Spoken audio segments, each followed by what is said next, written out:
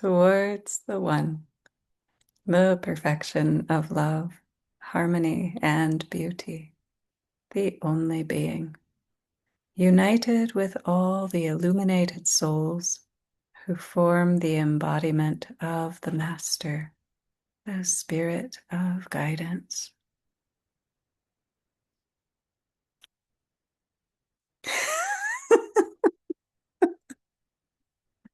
Oh, for the recording for people who might find this later.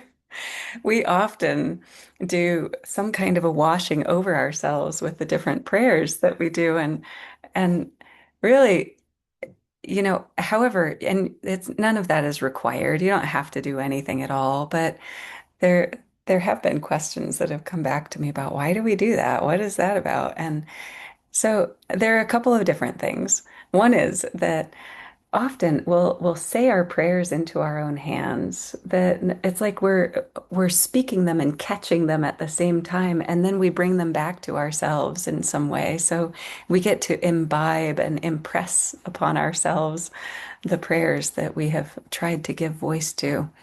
And one of the instructions that Murshid gave around some of the prayers, which is certainly an Islamic thing, is that after you say the prayers, you push them into your own face. You wash them into your own face, which is very sweet. It's very like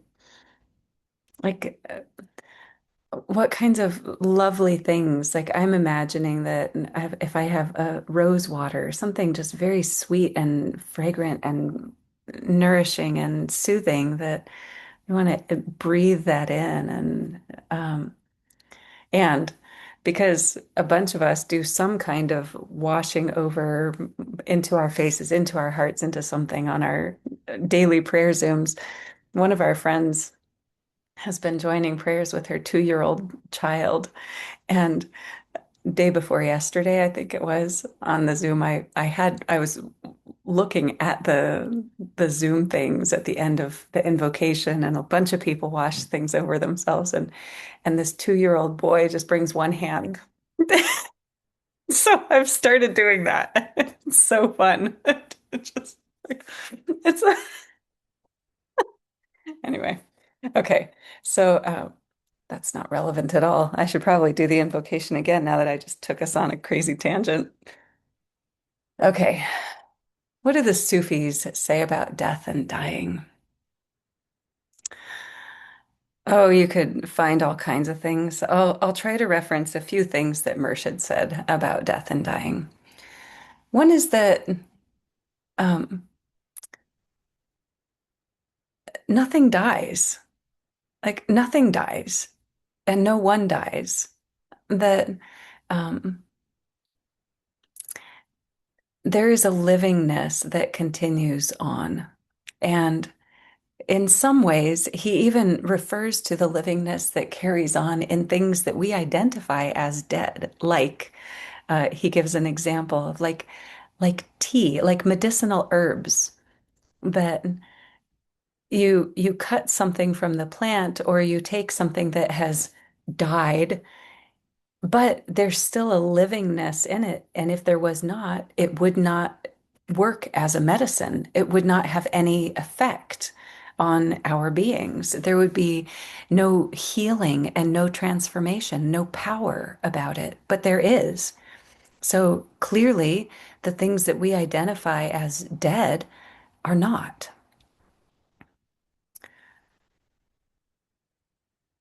There is also the physical husks of the body. I'm calling it a husk. He didn't call it. Well, maybe he did. That is, what is what are the qualities about our physical beings that go back to the elements that comprise their existence? That is that ashes to ashes and dust to dust. That's not Murshid, that's biblical, but that is, everything about this physical incarnation is borrowed from the world of the elements. And when we are finished with our journey, the soul, when the soul is finished with the journey through this manifest existence, the soul lets go of the physical form of the body, and the body goes back to its original elements, goes back to water, earth, air, and fire. And that's the natural rhythm and process of existence.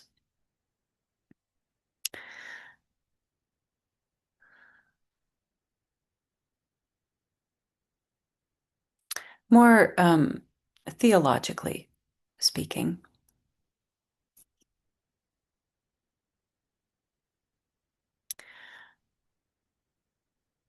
because I think the question might come from something more of like, what's the journey of the soul, and what happens with the soul after it leaves the body? And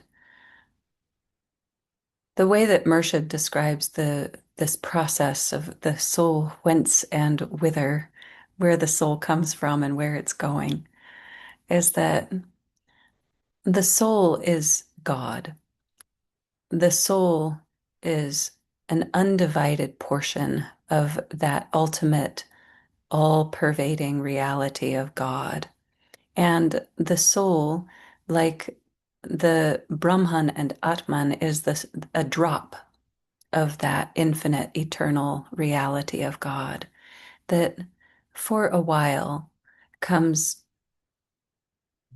into this unique individual life form in order to experience the world, in order to experience everything life has to offer, the great human adventure. While the soul is here, the soul riding around in a physical body,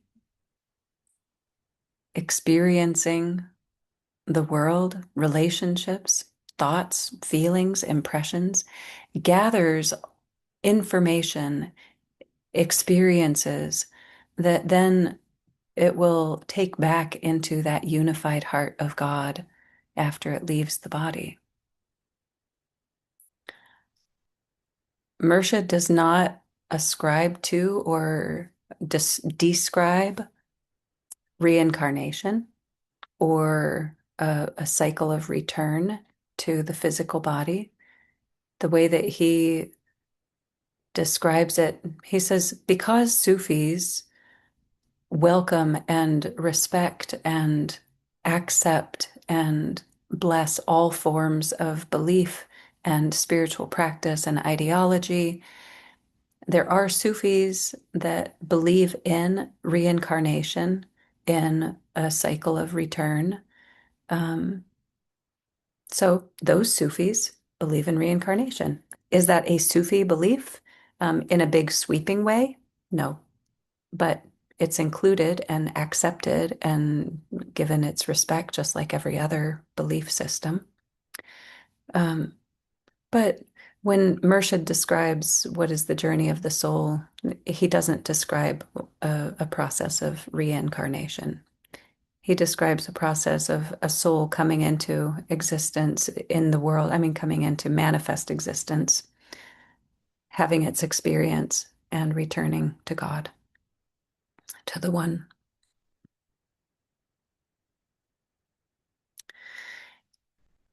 Hmm. Maybe that's enough of that for now. We can come back to it later if you like. Next, different forms of prayer. I'm not sure what the system is that you were referring to in your explanation about this with the three specific levels of prayer. That is petitionary prayer, prayer for guidance, and prayer for presence or communion. Um, those aren't the words that you use necessarily, but some of them.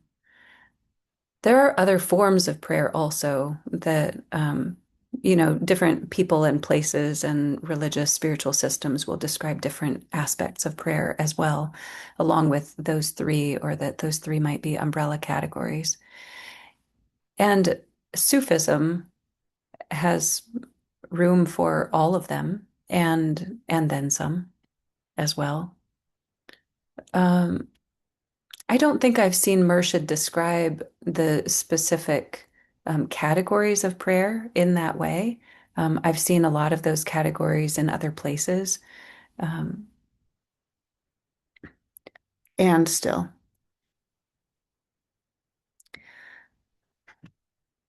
There are certainly a lot of places that Sufi prayers do ask for God's intervention or God's support and help, and for God to remedy something in our experience, in our situation, and in the experience and situations that we witness and care about in the world for ourselves and others. So there is plenty of petitionary prayer in those ways, including that includes healing prayers, that includes um, anything that we want help with. Please, God, help.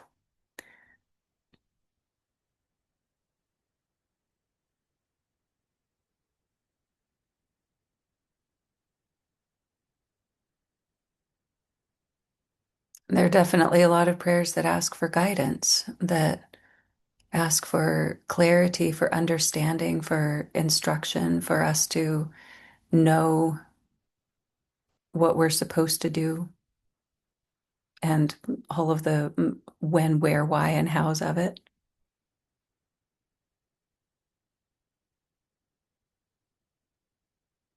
And there are definitely a lot of prayers asking for God's presence, companionship, for us to know and feel and attune to that God reality. My mind is wandering around in Murshid's confraternity prayers to find examples of all of those things in those prayers, but you can find examples of all of those things in the confraternity prayers are the 3 times a day prayers that Murshid gave. That is the morning prayers of Psalm, Peer, the affirmation for the morning, may the message of God spread far and wide, and the prayer for the universal, and the midday prayers of Salat, Nabi, the affirmation, pour upon us thy love and thy light, and the prayer for the universal, the evening prayers of Khatum, Rasul, the affirmation of disclose to us thy divine light, and the prayer for the universal.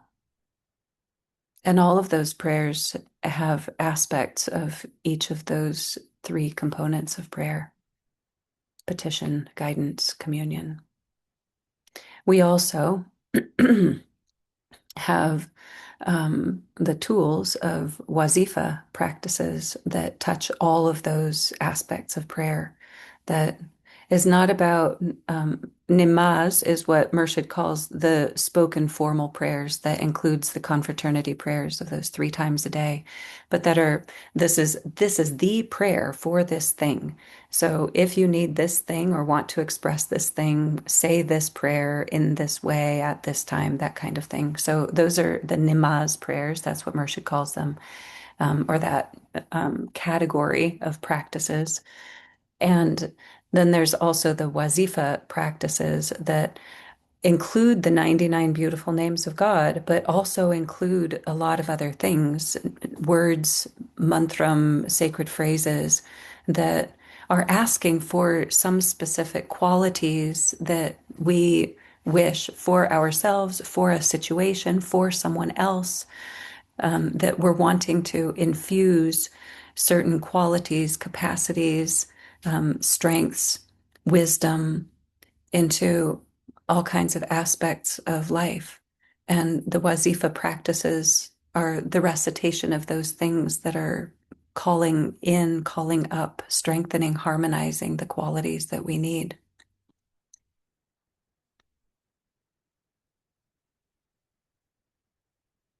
There's also the zikr and fikr practices that are those any of the zikr phrases and practices are more working with that third level that you were describing of communion, of presence, of wanting to remember and experience and come back to that lived, palpable, tangible presence of God within us, all pervading around us, as us.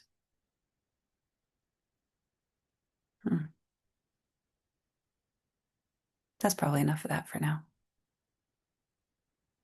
Third theme for right now. Weaving in the divine feminine to our Sufi tapestry. She's always been there, but some of us, and at some periods of time, pay extra super attention to her. So the line from the end of the charge of the goddess, if that which you seek you find not within yourself, you will never find it without.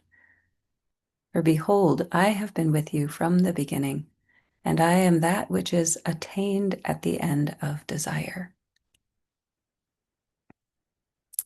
I was just listening to a podcast yesterday. Oh, I just did a prayer thing. I actually had a tickle on my face, and so I was trying to address that, but it felt like I was pushing a prayer into my face.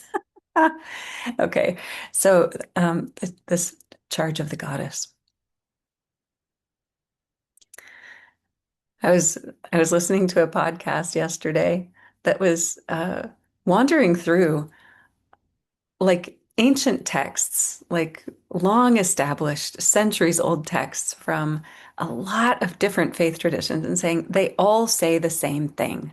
They all say the same thing. And this particular podcast did a really good job of like pulling like examples from a lot of different faith traditions and scriptures to like they're all saying the same thing. This charge of the goddess, same thing. It's saying exactly the same thing. That is, everything that you're looking for is right there within you. It is your very nature. It always has been. It could never be otherwise. So, uh, that is not to negate or minimize our human experience of wandering around in life trying to find it somewhere else. That's it's what God did by sending us into these human forms. It's like the all unified eternal God presence is sitting there completely content and completely full and completely perfect and everythingness all together in this unified form. And God sits there and goes, but what if I'm actually out there? Let's go find out if I'm actually out there. So God sends all of these infinite little drops of herself into all of these different infinite innumerable forms to go and experience like and to try to discover herself in the world, in existence, in the human body, and certainly in cat body. And in all the things, in all the beings. And once we land in these individuated human forms, we don't spend our whole lives doing this, but we spend, certainly all of us that are on this kind of thing that hang out in these kinds of communities, we wander around in our humanness going like, but where am I? But where's God? Where's God? And we could never be anything but God. So it's a really beautiful little puzzle we get ourselves tangled up in. And um, so we spend our spiritual lives trying to put that all back together again and coming back to looking within ourselves and trying to find our own perfection that has always been there. All right. Then I am that. That's not your question at all. I am that which is attained at the end of desire. I am attained at the end of desire.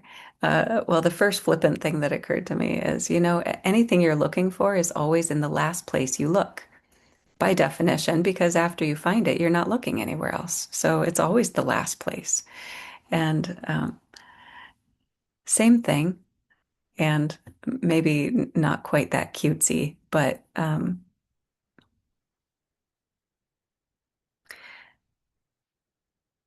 all of these spiritual paths and traditions are always pointing us back to if we can bring our full presence into the reality of our own inherent truth, when we are not striving and clamoring and scrambling to get somewhere else, to get something else, when we bring our full energy, full presence into this moment of our own perfect existence and perfect beingness, there is the absolute contentment and peace and joy that is our own nature. It is our own beings.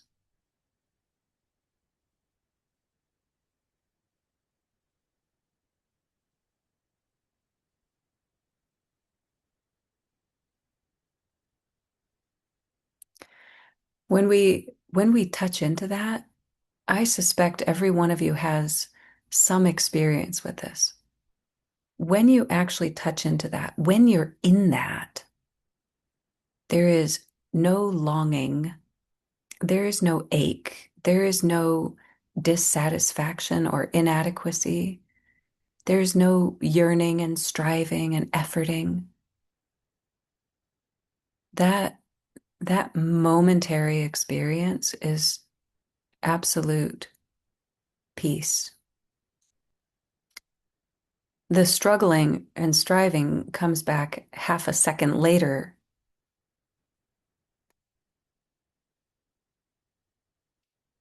It comes back half a second later to some extent, though it might come back to a lesser extent than it was 2 hours before that. Because there's a knowingness that continues as an echo in our beings. When we really touch into that, we're very content, like absolutely, completely content. We get the little glimpses of separation again, of the details and identifications of the limited self and the limited life experience, and the ache is back. And sometimes it's back really intensely. That I certainly have those experiences of touching into that profound capital R reality and come back, and it's like devastating to be back in the realm of individuated stuffness. And then that can come with kind of a desperation about getting back to that unified reality. But with more experience, with more wisdom, we can rest in that, knowing that moment of purity and perfection is what's really true.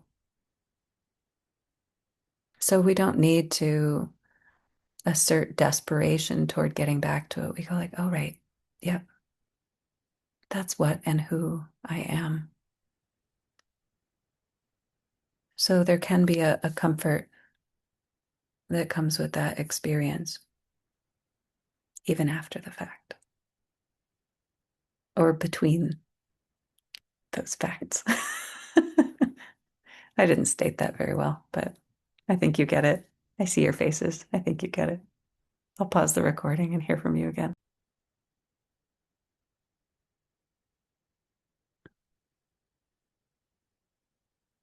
Towards the one, united with all.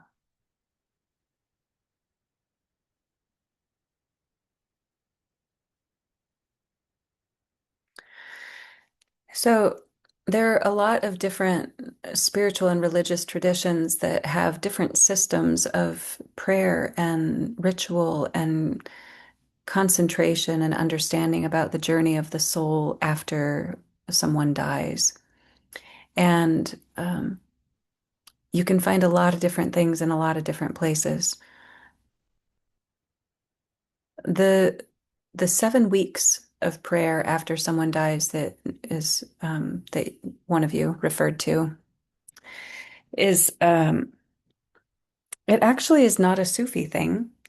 It's a Jewish thing that is 49 days, 7 weeks of specific prayer focus after someone dies that is to help bless and facilitate the soul's journey and also to comfort and support the journey of the mourners, of those of us who are still alive.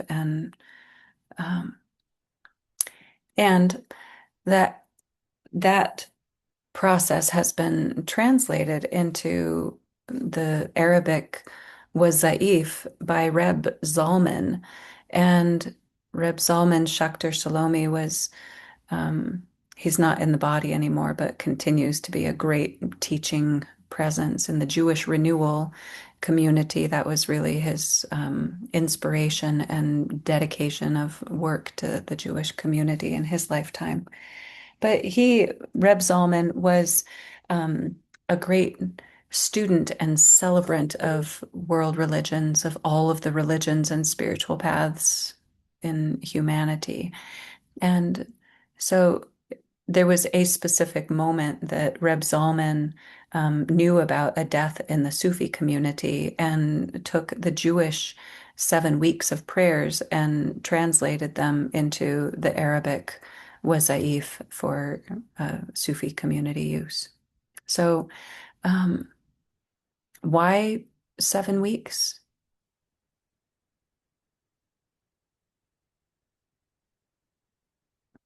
It's probably the answer to that is probably rooted in Kabbalah.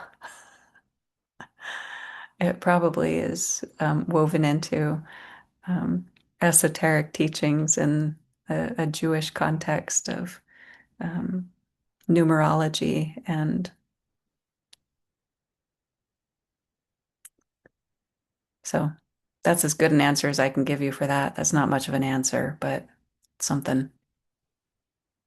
Okay. Next was this passage from the Gothikas, and I had to go find it because there are so many. I know you said it all beautifully, but so this is from the Gothikas for candidates, which is really it's the introductory text that Murshid gave. That this is what you should give people who are curious about Sufism that will help them understand the simple, basic foundation, fundamental tenets of Sufism. And then he goes into these unbelievably rich and really pretty advanced, I think, teachings and descriptions. So, one of these things, this is in the very first one of the Gothica's for Canada. It's like 8 lines in. So, anyway, he says the Sufi is neither a believer in the unrealized God nor an unbeliever in the idealized deity, and thus one is distinguished from godly and ungodly alike. Now, well, I'm looking at this, I'm going, Murshid was such an exceptionator that I had a boyfriend who referred to me, that was my title. He called me an exceptionator all the time. That was because anything anyone tells me, I will find the exception to that. I will find the thing where that's not true. So Murshid was such an exceptionator where he would just, can you imagine anybody trying to pigeonhole him into anything and him saying, well, no. And he could do it in a way that in some way indicates a yes. Well, yes, and not just that. Yes, and not just that either. And so woven into this set of descriptions about what is a Sufi, he does a lot of what a Sufi is not. So does a Sufi believe in God? Well, a Sufi believes in God in the way that is a God that is relevant and tangible and that one realizes within their own experience and can have a direct relationship with. Well, so does a Sufi not believe in God? Well, a Sufi does not believe in a God that is somehow removed or inaccessible or theoretical or whatever, like so all of these things. And then so him wrapping this particular passage up with thus one is distinguished from godly and ungodly alike.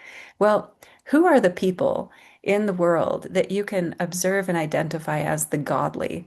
And what is it that makes them godly? And would a Sufi identify with that or have that expression or foundational belief system? Or um, like, who's the godly? Is that a Sufi? No. Or only yes, with very specific parameters and descriptions, right? Okay, well, so then is a Sufi ungodly? No. So the Sufi is distinguished from godly and ungodly. The Sufi is godly in their own way and is ungodly in their own way, according to the definitions and established personal experiences of a mystic.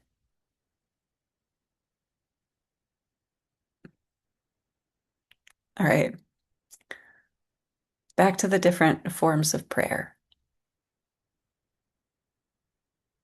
And the essence that communion with God really covers all of them.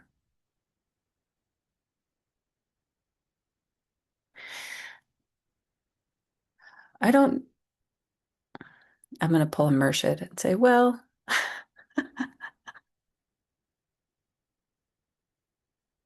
maybe communion with God like erases the need or the perception of need of any of the others. But we in our humanness don't spend most of our lives experiencing communion with God. That doesn't mean that we don't identify with or have a sense of or relate to or prioritize or value or have some sense of a God companion, but real communion with God, of really being like dissolved in God, like empty of self, only God. That's not most of our lives. That's like moments, really like precious moments in our lives. In all of the Sufi teachings and the Sufi path, any of the practices, the wisdom, the jewels that are available to us, they have to meet us where we are. They have to meet us in the truth of our experience in this moment. If they don't address and resonate with and meet us where we are, they don't do anybody any good. So when we feel lonely and frustrated, we need prayers and practices that help us experience, understand, work with, move through the frustrations and pains. When we are joyful and inspired, we need prayers and practices that help us integrate and utilize and express the joy and inspiration. When we are confused and lost, we need practices that will meet us in our confusion and our disorientation, that will help us acknowledge and tend to that with integrity and clarity and resolution. So, um, also a slightly different direction. It does seem clear to me in my own experience and observation that less mature versions of ourselves tend to ask for more or struggle with, struggle against, and try to demand or assert power in different directions. And the more mature versions of ourselves in our spiritual lives tend to move toward acceptance and understanding and harmonizing and resting in contentment. And um, so, what you're describing in these different forms and desires and intentions for prayer, and that shifting from all of the longings and requests and like demands of ourself, of God, of the world, that those things are, I believe we outgrow those things and come into more of an atmosphere of ease and clarity and um, harmony.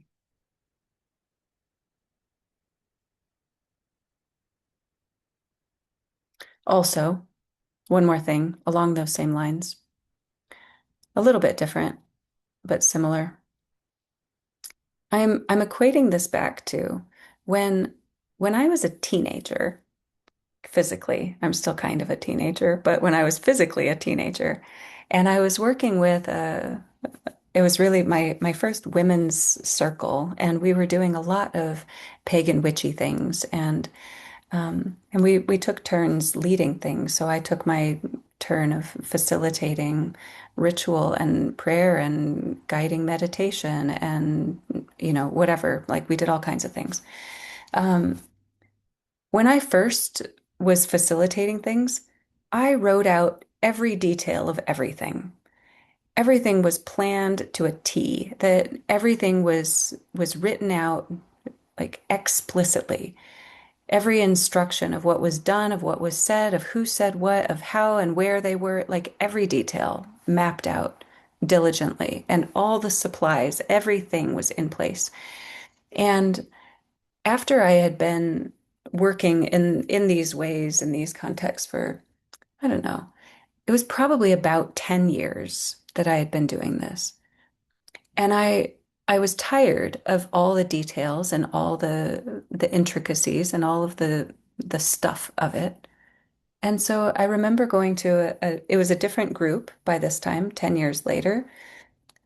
I went to the group that I was working with at that time, facilitating ritual, and said, we're going to do an entire ritual, and I'm bringing absolutely nothing, and it will be done in silence. And that we have the familiarity, we have the experience, we have like we know how this works, and we don't need any of the things. We don't need any candles, herbs, incense. We don't need any colored symbols in the directions. We don't need any images of anything at all. We don't need to say anything. We don't need invocations to rhyme. We don't need anything at all. And um, and that became really important to me for a while of just like not needing any of the external things. The same is true for everything about our spiritual and religious expressions in life. That in the beginning, we need the prayers. We need every specific word. We need the beads. We need to put something over our heads. We need to do all of the washings, all of the smudges and purifications. We need to be in the right place at the right time. We need all of the environment managed. We need to turn the phone off and set the lights to the right dimness and not have lights but only candles, and we need to have whatever. Like we need all this stuff. But those things are they're tools that are necessary for a while, and then they become crutches. Then they become unnecessary. And so recognizing when we shift into a different mode of, oh, I don't need that anymore. Because I know that inner terrain. I know that atmosphere. I know that essence. And I can get there. Just, oh, you probably couldn't hear my snap because I don't have my original sound on. Hold on a second.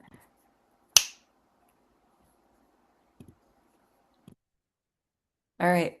Like you can get yourself there so easily. Any of you who have any experience leading, teaching, speaking publicly have that experience that it's true for all kinds of things in every direction in life. So prayers are the same. That doesn't mean that we don't find them beautiful and useful. It means that we don't need them. That, um, okay, there was something else that just occurred to me around that.